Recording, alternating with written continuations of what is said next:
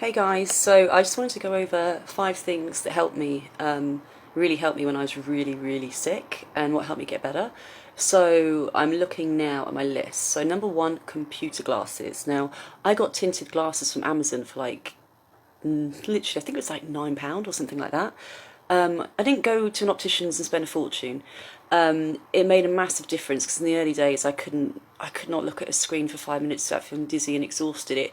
It made me feel tired to watch TV, and computers was a no-no. At the time, I was forced to work to pay rent. Like most people probably in this group, we haven't got the luxury of family that can support us and provide money for us. And the government didn't help me at all.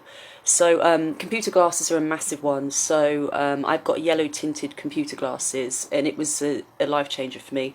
Another massive, massive, massive important point to make is sunglasses. Now, I spent like 15 quid on sunglasses from like Marks and Spencer's, and then I tried my friends, and my friend paid £200, okay? I always said I'm not going to spend £200 on sunglasses because I'm going to lose them. I'm going to lose them or sit on them or break them. I won't lie, they were amazing. I think they were Ray-Bans, guys, by the way. And I realised mine really weren't good when I was going outside, even though it took the edge off it. And because for me, brightness and sun is a massive vestibular trigger. I thought it was helping. I thought these glasses are okay, but I was still kind of squinting because they were cheap. And I borrowed my friends the day, and oh my god, I didn't like when you tense your eyes and everything, squint. I didn't squint at all day. I didn't have a migraine all day. I didn't feel dizzy, literally all day. So I'm definitely going to invest in some decent sunglasses. So that's a massive one, guys. That's a big trigger, bright lights and stuff. So it's definitely worth investing in some decent sunglasses.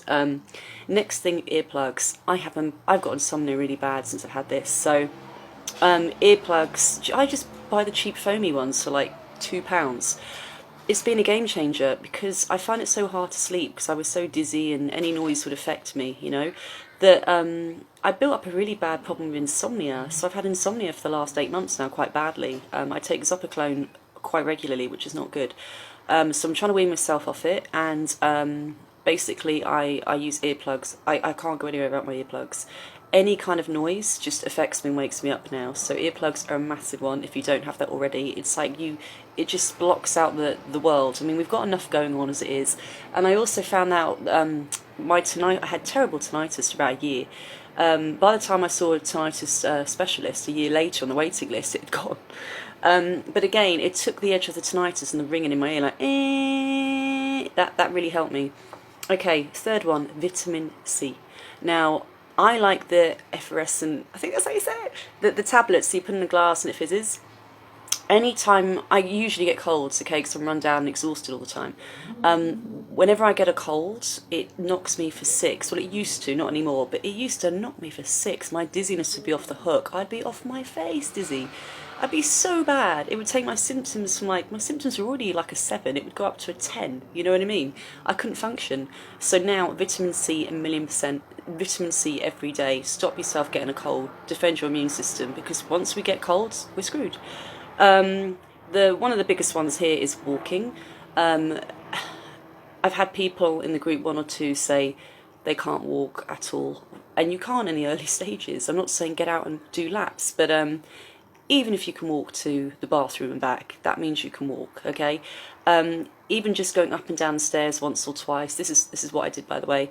I go up and down the stairs on my hands and knees in the early days because I couldn't stand up. I was so exhausted I would have to sleep after. But I kept doing it again and again and again, and you know this by my blogs by now. Walking is what got me back, not the medication, actually. Medication in the early days didn't do a thing for me. My vestibular system was so messed up. One pill's not going to help me. So I always say to people walking. People say, how did you get better? I walked and I walked and I walked.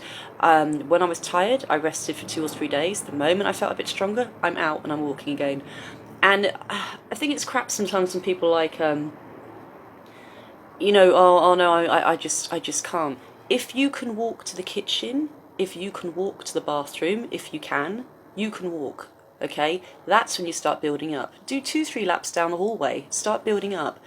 Go up and down the stairs, go round your block, walk to the end of the street, build up every single day. And the last one is vestibular therapy.